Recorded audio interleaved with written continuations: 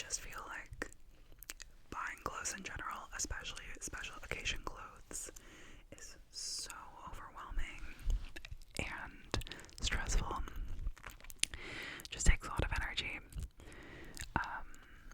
And my friend who is the bride also chose like a very niche color, a color that I could only find two brands that carried the color, which is a deep olive color, which you would think more brands would probably carry, but only two that I found. And the two that she suggested. And that's fine, except for that the brand that made dresses that you could buy like off the rack that weren't being custom made. One of the brands was Ravelry. Ravelry is the knitting website. Ravelry is one of them, but you have to pre-order a dress that's custom made for you, and the wedding is in about a month, so couldn't do that. And of course I procrastinated on doing this because I was feeling really anxious about it. Over the past year, my body has changed shape, and I just was dragging my feet on getting a dress because I don't know, I was feeling a little bit unconfident about my body and just a little bit not sure of what would look good and just procrastinating in general. So if I had ordered one sooner, I could have ordered one that would fit, that was custom made from Ravelry, but I didn't. So I ordered one from the brand where you could buy them off the rack, and it's a Canadian brand. The dresses are really cute, but I am fairly mid-sized. Excuse me, gum always makes me burp. I don't know what it is, but I'm fairly mid-sized, so like depending on the brand, I'll wear like a 14, a 16, or an 18, kind of depending.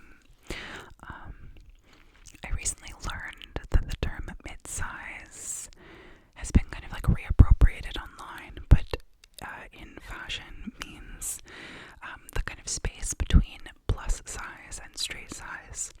So like a size 14, 16, 18 is kind of considered mid-size, which was interesting because the person who made the TikTok was kind of, what is that called? Was trying to clarify that like size 8 is not a mid-size, that's a straight size. So anyway, I'm fairly mid-size. And I think in occasion dresses also sizing is really different, but in the line that I was ordering the dress from, I was wearing like the extended sizes in their brand. But when I went to look, it seemed like there were many options in extended sizes, but when I looked actually specifically in my size, there were only five options, which is very few. In the straight sizes, there were many more. And I think also, like, of the options there were, two of them were very modest, which totally understand if that's your bag or like what you like to wear, but it's not really mine, and I just found those options pretty dowdy and not my style at all. And then the other three I ordered a couple weeks ago, and I measured myself. I ordered in the size that I measured, and there was one that I ordered a size up in because they did not have it in my size. But I thought if I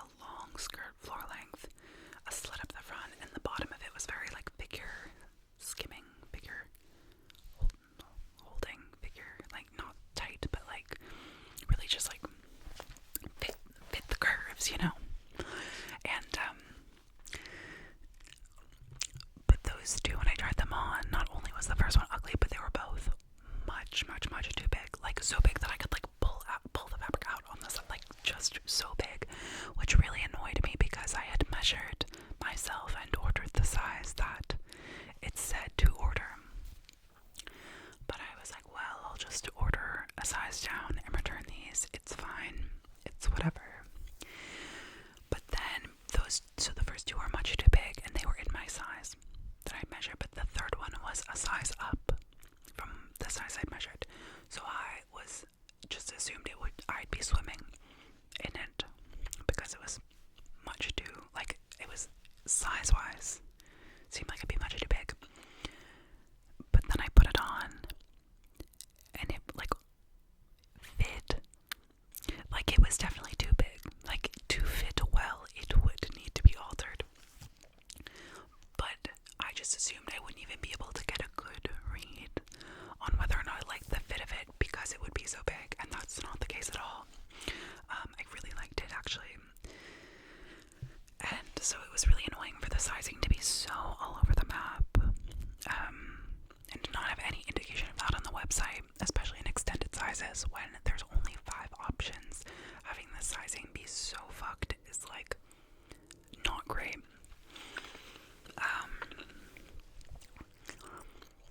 So I quickly ordered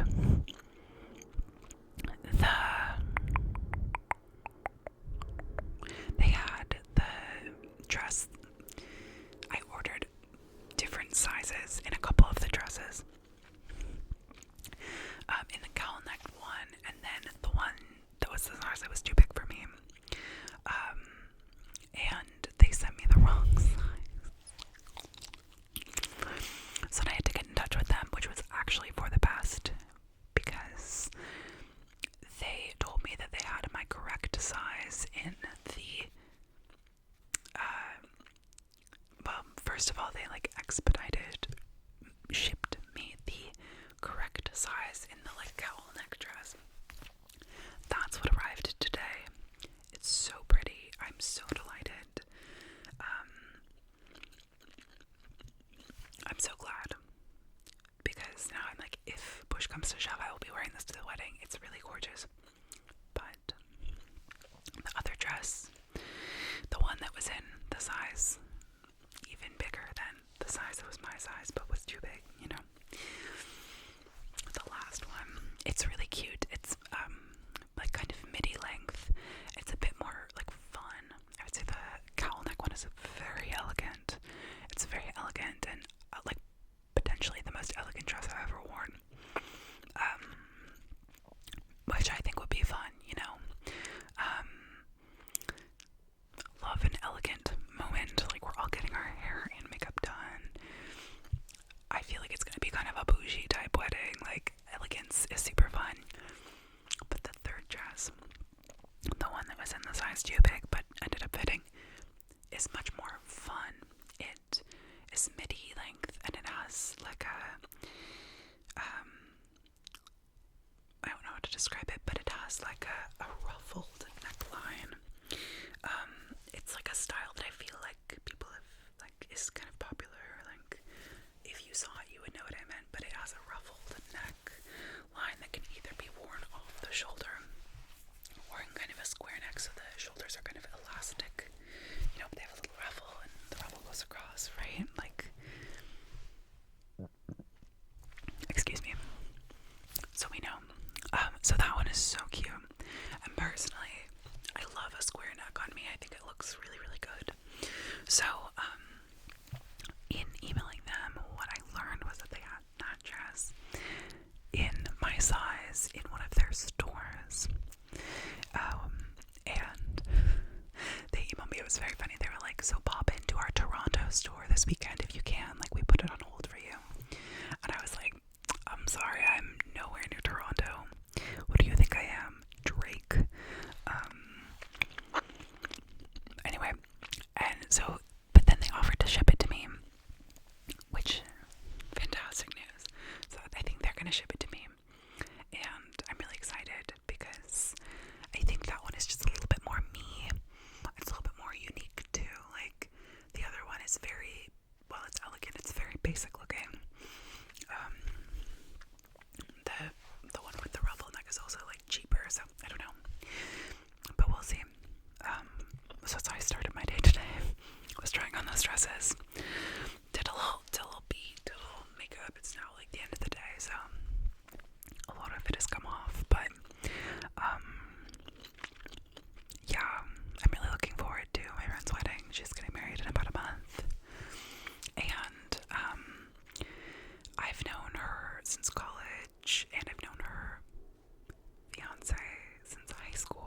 went to high school together. We weren't really friends though in high school, and not really even in college. Like, we were friendly, but not friends. But then, during lockdown, like, she and her partner and me and a couple other people were like all podded up, all made our little pandemic pod. And so we became really close during that time, and it's really exciting that they're getting married. I'm really looking forward to it. I'm feeling a little bit anxious about it, just like in terms of health stuff. Like, I really want it to go so smoothly and be perfect, and for me to like be able to be there. I think the vision I have of it in my mind is still me, like, unencumbered by chronic health stuff. And I think that that's such a hard part of learning to navigate a chronic illness, is like that I still picture myself in my like well body doing this, and I have to remember that like I might not be able to do everything in the way that I envision it, and that that's okay. I feel like it's really like touching on my perfectionism as well. But yeah, I'm really looking forward to the wedding and getting to see also some of my friends from college who I haven't seen in a while. Getting to see my friends get married. Yeah, it's really special. It's really special. This weekend I was out of town with those friends, and like a bunch of our group of friends, 4 of them have birthdays. Had birthdays this past weekend. All the fucking Geminis. And so they had a big party weekend kind of at one of the girls who had a birthday, her house, her family's house, outside of the city, and it was really lovely. I ended up leaving early because I just wasn't feeling well, and I don't know, I knew that if I stayed also that I would just like drink or like consume cannabis and try and make myself feel better by doing that.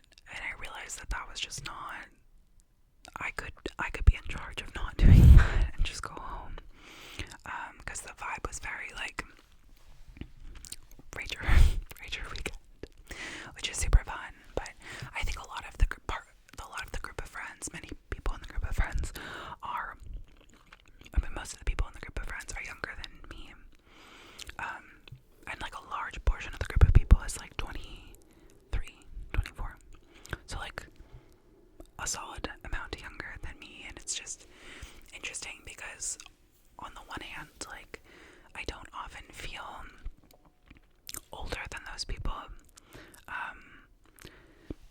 I feel like we're all in our 20s and it's kind of all a wash in that way. But I think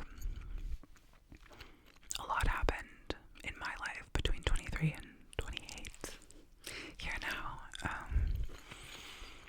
And like when I was 23, the pandemic hadn't happened yet. Notably, I think.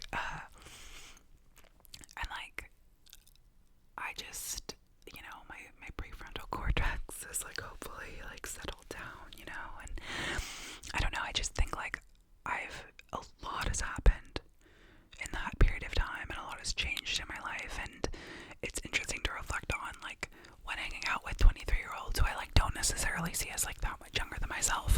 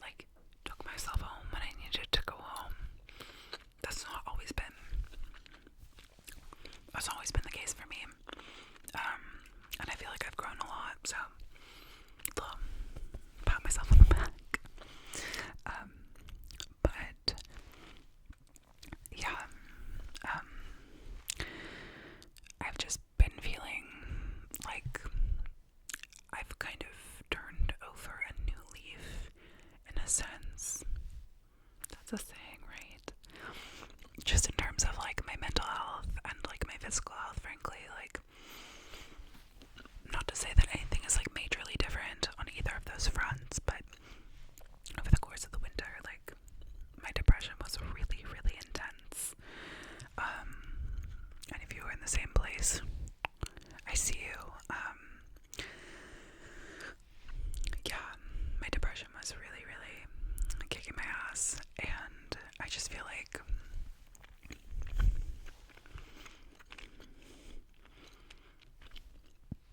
over the past month,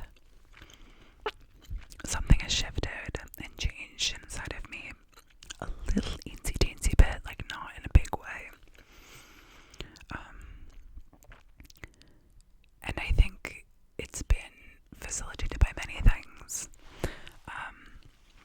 But I've also started to think about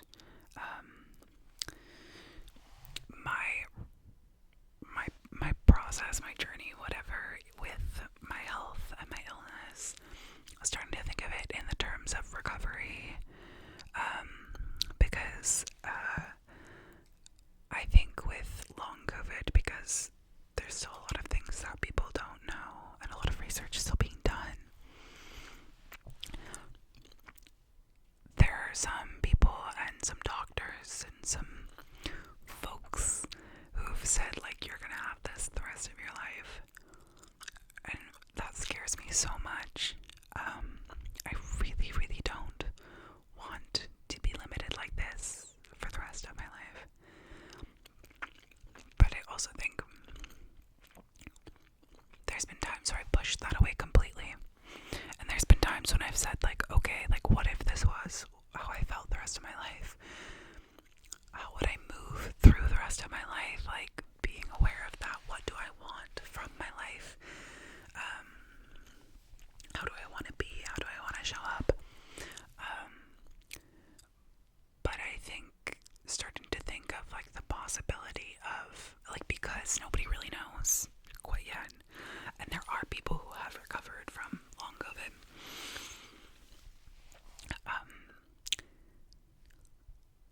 starting to think about my healing, in terms of healing, in terms of recovery, in terms of a kind of hopefulness, and recognizing the growth and the things that are easier for me now than they used to be. I think all winter I was really, really saddled with everything that was harder than it used to be. And I know that I had to go through that. I had to be in that space to get to this space, but it was really, really heavy.